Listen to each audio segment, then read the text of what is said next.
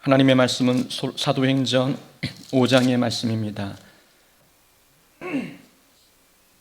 사도행전 5장 1절부터 11절까지의 말씀 우리 한 절씩 교독하겠습니다.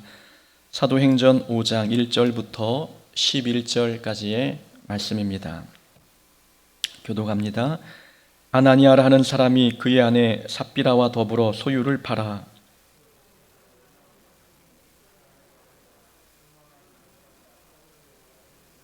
베드로가 이르되 아나니아야, 어찌하여 사탄이 내 마음에 가득하여 내가 성령을 속이고 땅값 얼마를 감추었느냐.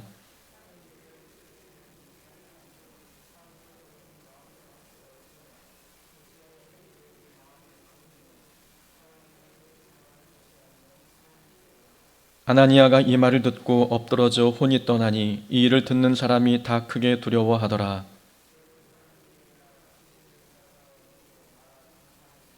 세 시간쯤 지나 그의 아내가 그의 일어난 일을 알지 못하고 들어오니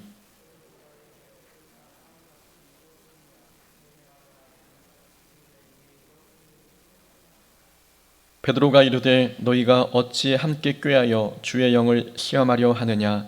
보라, 내 남편을 장사하고 오는 사람들의 발이 문 앞에 이르렀으니 또 너를 메어 내가리라 하니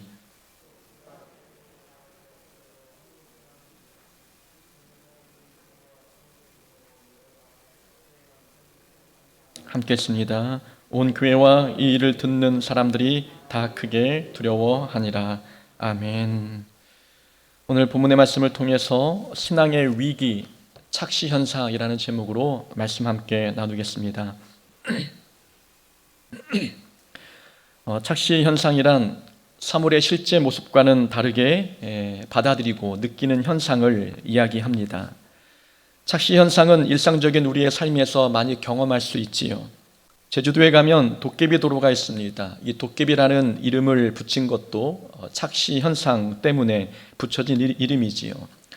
원래는 내리막길인데 지형지물의 영향으로 우리 눈에 오르막길처럼 보여지는 것, 바로 착시현상입니다.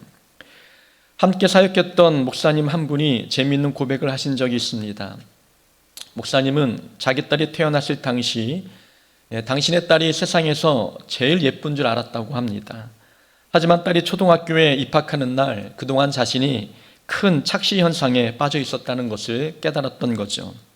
집에만 있을 때에는 몰랐습니다. 그런데 또래 친구들과 함께 있는 딸의 모습을 보니까 딸의 모습은 다른 친구들과 너무 달라 보였습니다. 키는 작고 눈도 작았고 콧대도 낮았습니다.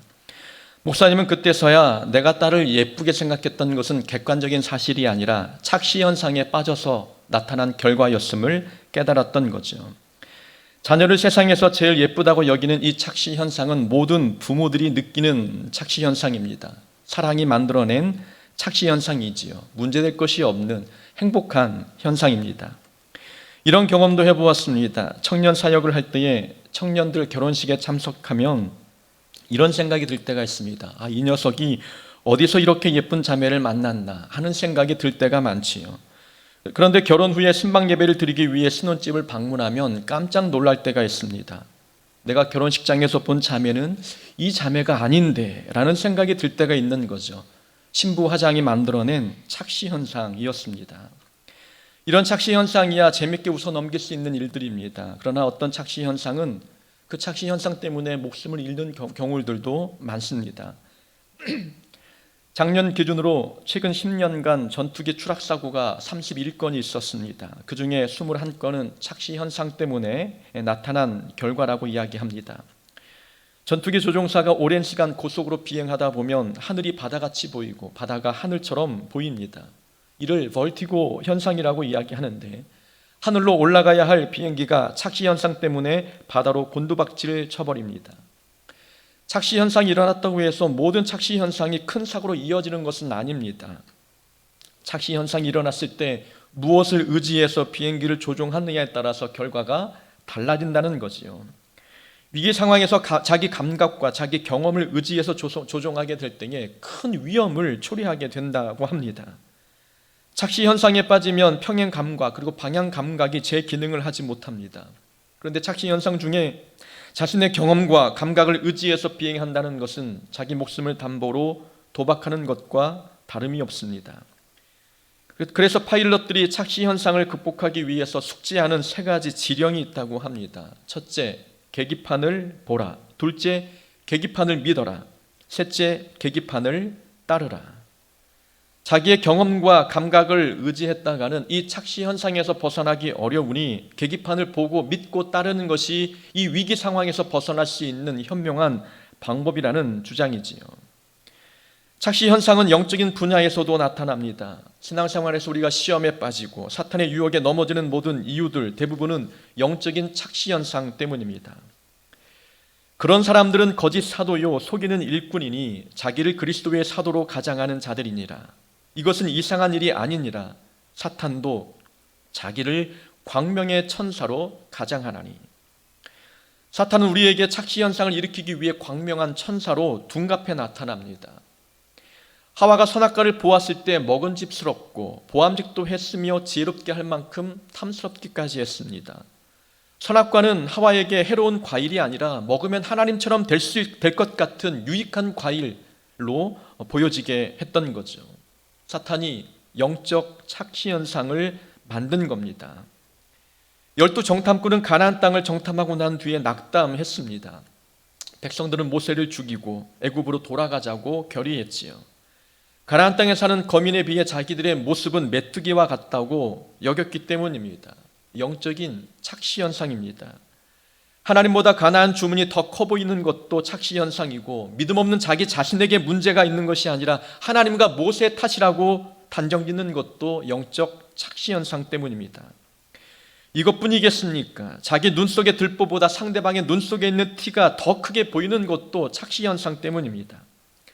간음중에 잡힌 여인에게 돌을 던지는 자기 자신을 공의를 행하는 정의의 사도처럼 착각하게 만드는 것도 영적인 착시 현상 때문입니다. 사탄은 이렇게 우리에게 영적 착시 현상을 일으켜 우리 영혼을 죽입니다. 하나님과의 관계도 끊어놓습니다. 넓은 길이 생명길인 줄 알고 따라갔다가 종착역에 도착하고 나서야 멸망의 길이었다는 것을 알게 된다면 얼마나 허망하고 무서운 일이겠습니까? 영적인 착시 현상은 어느 길이 옳은 길인지 어느 길이 멸망의 길인지 혼동하게 만듭니다. 멸망의 길도 생명의 길로 착각하게 만드는 것이 영적인 착시 현상이니 영적인 착시 현상이야말로 다른 어떤 것보다도 무서운 영적인 질병입니다. 이러한 영적인 착시 현상에서 벗어나는 비결이 있습니다. 공군 파일럿이 숙지해야 할 훈령 세 가지 지령을 패러디해서 설명해 보면 이렇습니다. 첫째, 성경을 보라. 둘째, 성경을 믿어라. 셋째, 성경을 따르라. 영적 착시 현상에서 벗어나는 방법은 간단합니다. 하나님의 말씀을 삶의 지표로 삼는 겁니다. 사람의 능력과 경험으로는 사탄의 간교함을 간파할 수 없기 때문에 하나님의 말씀을 무기 삼아야 합니다. 사람의 유능한 능력으로 어찌 유한한 능력으로 영적 존재인 사탄의 능력을 감당할 수 있겠습니까? 사람의 경험은 짧은데 어찌 수만 가지의 경우의 수를 가지고 있는 사탄을 상대할 수 있겠습니까? 거짓 영은 진리의 말씀으로 상대해야 합니다. 하나님의 말씀에는 거짓과 진리를 분별할 수 있는 능력이 있습니다. 광명한 빛 뒤에 숨어 참수하는 사탄의 계략을 무력화시킬 수 있는 지혜도 하나님의 말씀에 있습니다. 우리는 그래서 하나님의 말씀을 날마다 거울 삼아 우리의 영혼을 들여다보아야 합니다. 우리가 혹시 거짓 영에 속고 있는 것은 아닌지, 문제 많은 신앙생활을 하고 있으면서 문제 없다고 착각하며 살고 있는 것은 아닌지 우리는 날마다 말씀을 거울 삼아 우리 마음 상태를 점검해 보아야 합니다. 본문 속에 아나니아와 삽비라는 영적인 착시 현상에 빠져 있습니다.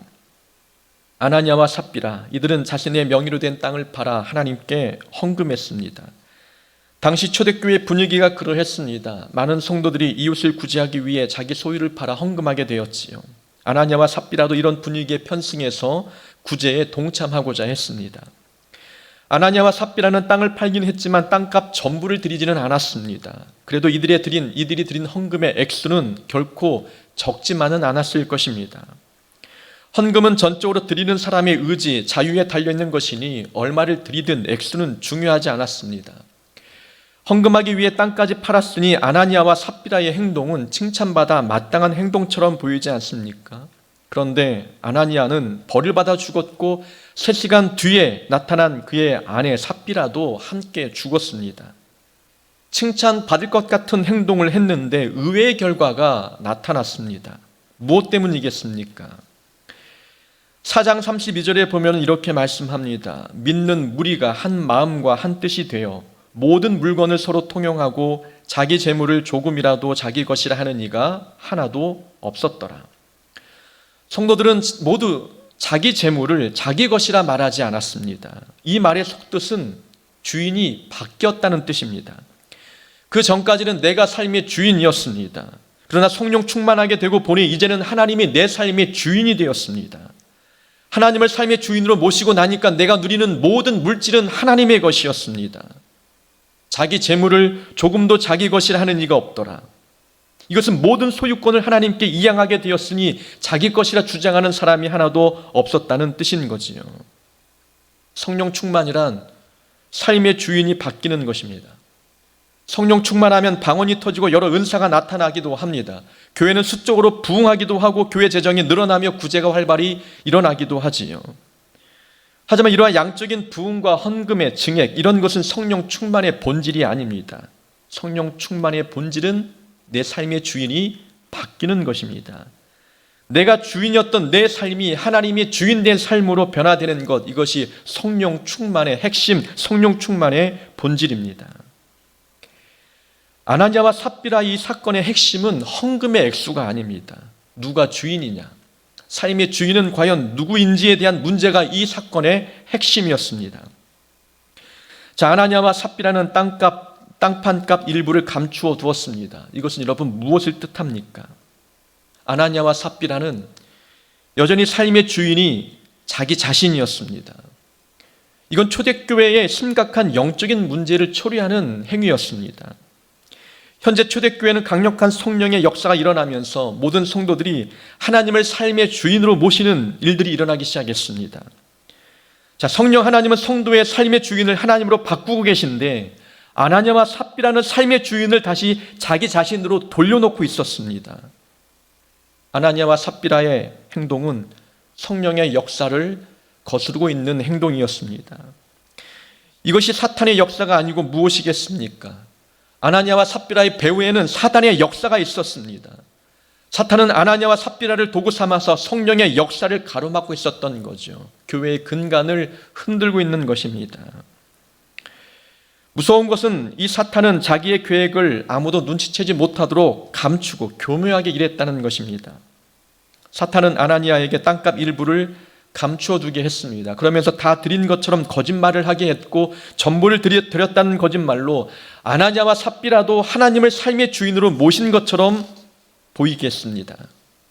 땅까지 팔아 헌금했으니 누가 봐도 다른 성도들과 다를 바 없는 훌륭한 믿음을 갖고 있는 사람처럼 보였습니다. 착시 현상이었습니다. 아나니아와 삽비라는 문제가 많은 신앙생활을 살고 있음에도 불구하고 겉으로는 잘하고 있는 것처럼 느껴졌던 거죠. 본질은 변하지 않았는데 형식만 갖춘 신앙생활을 하고 있었습니다. 삶의 주인은 여전히 자기 자신인데 헌금하고 예배하고 구제했습니다. 내 삶의 주인이 바뀌지 않은 상태에서 하는 이 모든 신앙생활이 의미가 있겠습니까? 주인이 바뀌지 않은 상태에서 헌금하고 예배드리고 봉사하는 것, 이런 신앙생활에 열매가 맺어지겠습니까? 사탄이 노리는 것은 바로 이런 부분입니다. 본질은 바뀌지 않고 껍데기만 달라지는 그런 신앙생활, 그래서 가지만 무성하고 겉만 화려한 신앙생활이 되게 하는 것, 사탄이 노리는 노림수입니다. 사탄은 아나니아와 삽비라의 행동에 착시 현상을 일으켜 그들의 행동이 교회 전체에 독버섯처럼 퍼져나가게 할 계획이었습니다. 모든 성도가 아나니아와 삽비라를 바라보면서 저렇게 되는구나, 저렇게 해도 문제가 없구나, 신앙생활 저렇게 해도 별 탈이 없구나 라는 잘못된 신앙을 따라하게 만드는 역할을 하게 했던 것입니다. 모든 성도가 아나니아와 삽비라의 행동을 따라한다면 처음에는 별 티가 나지 않습니다. 그러나 시간이 지나면서 교회는 무너지게 됩니다. 이것이 사탄의 계획이죠. 사탄은 다른 것은 양보해도 주인 자리만큼은 양보하지 않으려 합니다. 삶의 주인이 하나님으로 바뀌지 않으면 우리가 아무리 열심을 내도 그 열심은 하나님 앞에 아무것도 아닙니다. 많은 일을 해도 삶의 주인이 여전히 내 자신이라면 그것은 아무것도 한 것이 아닙니다. 하나님은 초대교회에 일어나고 있는 영적인 문제, 이 본질을 꿰뚫어 보셨습니다. 하나님께서 아나니아와 삽비라를 죽게 한 것은 헌금의 액수가 적어서가 아니었습니다. 교회의 근간을 흔들고 있는 사탄의 역사를 물리치신 것입니다. 우리의 삶에도 영적인 위기가 찾아올 때가 많습니다. 언제 영적인 위기가 찾아옵니까? 언제 우리는 영적으로 착시 현상에 빠집니까? 우리는 본문을 통해서 신앙의 위기가 언제 찾아오게 되는지를 함께 살펴보고자 합니다. 자, 4절에 보면은 땅이 그대로 있을 때에는 내 땅이 아니며 판 후에도 내 마음대로 할 수가 없더냐? 어찌하여 이 일을 내 마음에 두었느냐? 사람에게 거짓말한 것이 아니요 하나님께로다. 아나니아의 땅은 하나님의 것이었습니다. 팔기 전에도 하나님의 것이었고 판 후에도 하나님의 것이었지요. 모든 것이 하나님의 것인데 아나니아는 자기 것이라고 착각했습니다. 하나님의 것을 내 것이라고 주장하기 시작할 때 신앙의 위기가 찾아오는 겁니다. 신앙의 위기는 하나님의 것을 내 것이라고 생각할 때, 이때 신앙의 위기, 영적 착시 현상이 찾아옵니다. 성경의 인물 중에 하나님의 것을 자기의 것으로 착각했던 인물, 대표적인 인물이 있다면 사울 왕이었습니다. 하나님께서 사울을 왕으로 세우셨을 때에 그때만 해도 사울은 겸손했었습니다. 그러다가 따르는 무리가 많이 생기고 권력과 힘이 생기자 하나님이 이 나라의 왕이 아니라 자기가 왕인 것처럼 생각했습니다. 그때부터 사울의 인생에 문제가 생기기 시작했습니다. 자기의 왕의 자리를 지키기 위해서 온갖 잘못된 행동들을 하고 있는 모습을 보여주었지요. 하나님의 것을 자기 것이라 착각하니 다윗이 등장해서 골리앗을 이겨도 기쁘지 않았습니다. 질투가 생겼습니다. 하나님께서 사울에게 귀한 동역자 다윗을 보내주셨지만 사울은 다윗을 경쟁 상대로 여겼습니다. 자리에 대한 욕심은 더욱더 커져갔고 자기보다 능력 있는 사람을 만나면 미움이 생겼습니다. 하나님의 것을 자기 것이라고 생각하면서부터 마음이 달라지고 행동이 달라지는 것입니다. 신앙의 위기가 찾아오게 된 것이지요. 욥은 그 반대의 인물이었습니다. 욥이 했던 유명한 신앙 고백이 있습니다. 주신 이도 여호와시요 거두신 이도 여호와시오니 여호와 이름이 찬송받을지어다. 당대 최고의 부자였던 욥이었습니다. 그는 자기가 가지고 있는 모든 소유의 주인은 하나님이심을 고백했습니다. 주신 분도 하나님이시니까 하나님께서 모든 것을 가져가도 욥은 불평하지 않았습니다. 한날 한시에 모든 재산을 잃었어도 시험에 들지 않았던 이유가 무엇 때문입니까? 이 재산의 주인은 내가 아니라 하나님이심을 고백했기 때문입니다. 그러니 욥의 인생에 찾아왔던 인생의 위기가 쉽게 물러가 버렸습니다. 모든 것이 하나님의 것임을 고백하고 인정할 때 욥처럼 인생의 위기 속에서도 하나님을 찬송하게 됩니다. 우리에게 주어진 모든 것은 하나님의 것입니다. 우리의 자녀도, 우리가 누리는 물질도, 우리의 시간도 모두 하나님의 것입니다. 개인의 신앙의 문제, 교회의 갈등, 이 문제의 원인과 갈등의 원인이 찾아오는 이유들은 모두 하나님의 것을 내 것이라고 착각할 때 비롯되는 것입니다. 전에 섬겼던 교회에 돈 많은 권사님이 계셨습니다. 교회에서 승합차를 구입하기로 결정했을 때 권사님은 찻값의 대부분을 헌금하셨습니다. 그 권사님이 교회차를 사셨다라고 말해도 과언이 아닐 정도로 많은 헌금을 하셨지요. 자, 그 다음에는 어떤 일이 벌어졌겠습니까? 권사님은 교회차가 자기 차인 것처럼 영향력을 행사하기 시작했습니다. 권사님은 운전을 할 수 없는 분이었기 때문에 개인차가 없었습니다. 그러니까 가고 싶은 곳이 있어도 누가 데리고 가지 아니하면 갈 수가 없었지요. 권사님은 아무 때나 교회차를 불러서 당신이 원하는 대로 사용하고자 했습니다. 헌금을 많이 냈으니 그렇게 해도 된다고 생각하셨습니다. 그렇게 행동하다 보니 운전하시는 집사님과 마찰은 피할 수 없었고 교회차를 함께 이용하는 교인들과도 갈등을 빚었습니다. 제가 교회차를 몰고 그 권사님을 모시러 갈 때마다 권사님은 저에게 항상 말씀하셨습니다. 내가 이 차를 사는데 얼마를 낸 줄 알아? 늘 하시는 말씀이었습니다. 헌금했으면 그 돈은 내 돈이 아닙니다. 아니, 헌금하기 전에도 그 돈은 내 돈이 아니었습니다. 내가 낸 헌금으로 샀어도 그 차는 내 차가 아니라 하나님의 것 아니겠습니까? 죄의 본질은 하나님의 것을 내 것이라고 말하는 것, 이것이 죄의 본질입니다. 개인의 신앙이든 공동체든 하나님의 것을 자기 것이라고 생각할 때 영적 위기에 빠집니다. 베드로가 아나니아에게 책망했습니다. 내가 성령을 속이고 땅값 얼마를 감추었느냐. 또 그의 아내 삽비라에게도 물었습니다. 땅판 값이 이것뿐이냐. 예, 이것뿐입니다. 아나니아와 삽비라는 땅을 팔고 그 값의 일부를 감추어 두었습니다. 일부분을 감추어 두고 마치 다 드린 것처럼 행동했지요. 하나님께서 아나니아의 행동을 악하게 보신 부분은 땅판값 얼마를 감추었던 것, 거기에 관심이 하나님이 있었던 것은 아닙니다. 헌금량에 관심 있는 것이 아니라 문제는 일부를 들여놓고 다 드린 것처럼 행동한 것, 이런 위선을 하나님은 책망하시는 것입니다. 조금 드리고 다 드린 척하는 것, 그러면서 사람들에게는 최선을 다한 척 대접받으려고 하는 것, 아나니아와 삽비라의 문제였습니다. 조금 드렸으면서도 다 드린 척 하는 이 위선이 신앙의 위기를 초래합니다. 신앙의 위기는 조금 드려놓고 많이 드린 것처럼 위선을 떨 때, 이때 신앙의 위기가 우리에게 불어닥칩니다. 우리가 신앙생활에서 경계해야 할 두 가지 생각이 있습니다. 척하는 신앙생활과 이 정도면 됐다라고 생각하는 겁니다. 어떤 이들은 열심히 하는 척합니다. 하나님은 최선을 다하는 척하는 걸 좋아하는 분이 아니죠. 최선을 다하는 척하는 것보다도 최선을 정말 다하는 것, 하나님은 이 모습을 좋아하십니다. 마치 이것이 내 한계인 양 최선을 다한 척하는 것, 하나님은 속지 않습니다. 하나님은 다 알고 계시지요. 척하는 신앙생활을 하고 있는지 아니면 진짜 하고 있는지 간파하십니다. 전에도 한번 말씀을 드린 것 같습니다. 한 안수 집사님은 한 달에 딱 2번만 금요 기도에 나오셨습니다. 직장 생활을 하신 분이기 때문에 늦게까지 야근을 하시면 금요 기도회에 못 나올 수도 있겠다라는 생각을 저는 가졌습니다. 한 달에 2번만 나오는 것도 정말 대단하고 칭찬받을 만한 일이라고 생각했습니다. 그래서 그분이 오실 때마다 반갑게 맞아주었고 칭찬도 해드렸습니다. 그런데 어느 날 우연히 그 집사님이 다른 분과 대화하는 이야기를 들었습니다. 한 달에 2번 정도 나와야 담임 목사님이 잔소리 안 하셔.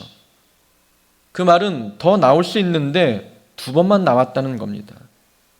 항존직으로서 욕 안 먹을 정도로만 신앙생활을 하고 있는 것이었습니다. 저는 최선을 다하는 줄 알았습니다. 힘든 가운데 열심을 다하는 줄 알았습니다. 그러나 하나님이 볼 때는 최선을 다한 척했던 겁니다. 우리는 의로운 척하는 사람이 아니라 의로운 사람이 되어야 합니다.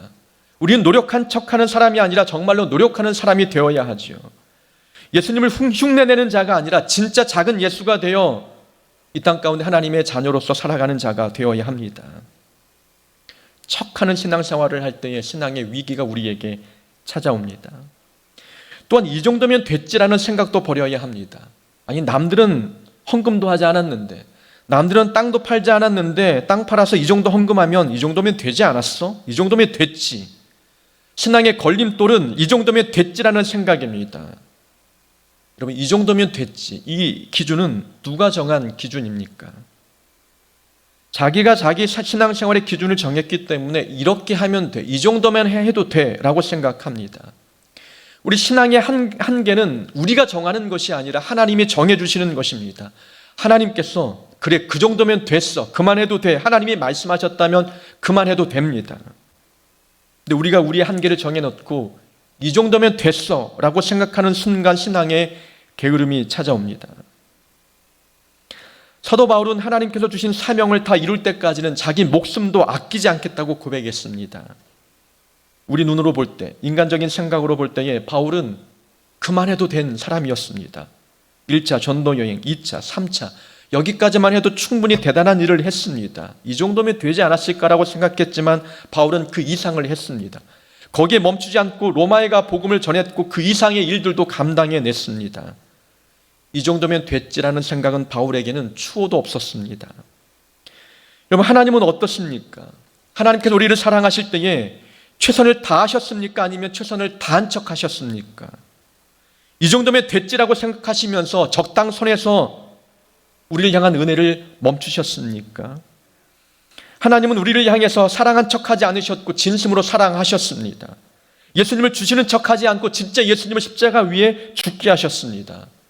복을 주시는 척한 분이 아니라 구원이라고 하는 최고의 복을 우리에게 허락해 주셨습니다.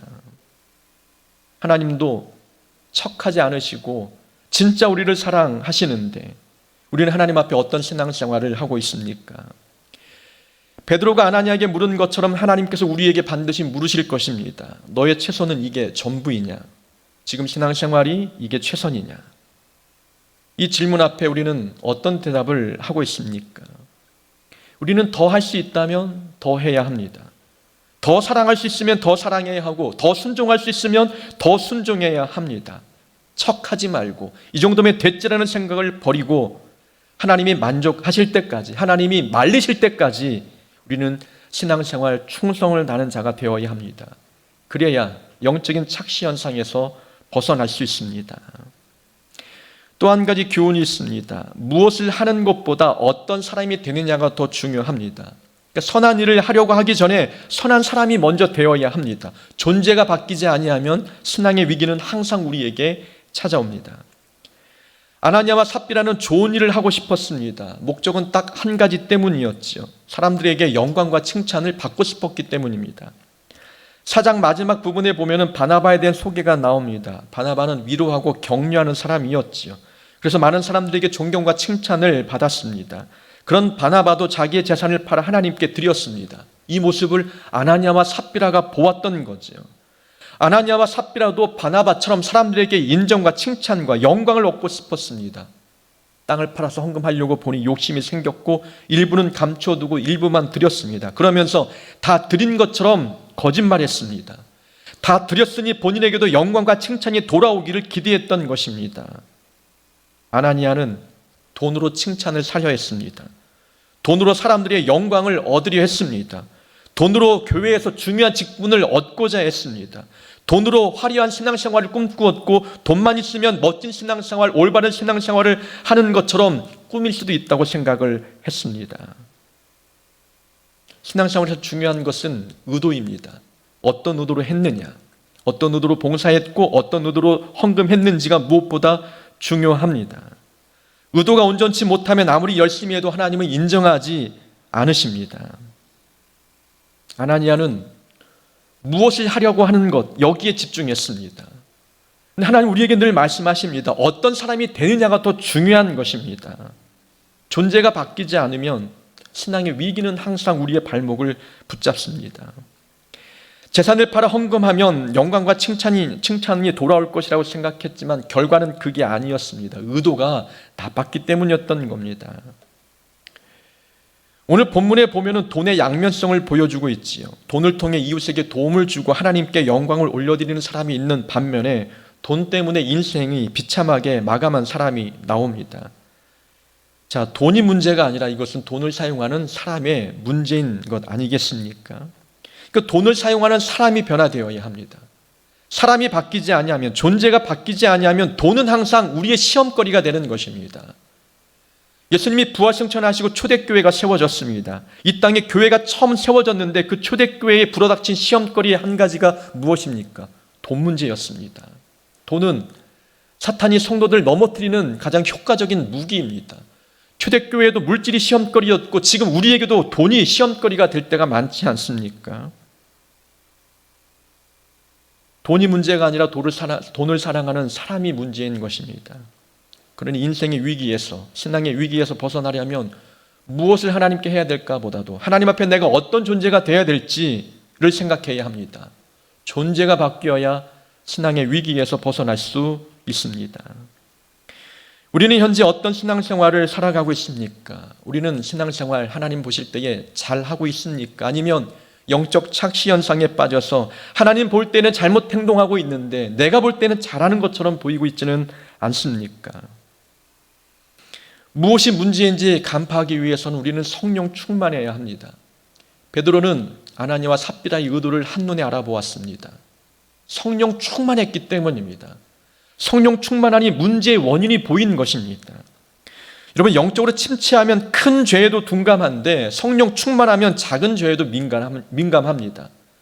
그래서 성령 충만한 사람은 내 마음속에, 내 삶 속에 남아있는 티끌과 같은 작은 죄도 두고 보지 않습니다. 그것을 덜어내기 위해서 애쓰게 되는 것이지요. 우리 교회는 성령 충만한 교회가 되어야 합니다. 그래서 아나니아와 삽비라 같은 사람도 변화되어서 하나님을 기쁘게 하는 삶으로 우리는 살아가도록 해야 합니다. 우리 교회는 정말 하나님이 주인된 교회가 되는 공동체가 되길 원합니다. 내가 주인이 아니라, 목사가 주인이 아니라, 직분자들이 주인이 아니라 하나님이 주인된 교회가 되어야 합니다. 그러기 위해서는 죄가 물러가도록 한 개인이 성령 충만한 존재가 되어야 합니다. 그렇게 됨으로 인하여서 우리 교회가 하나님의 귀한 도구 되기를 주의 이름으로 축원합니다. 아멘.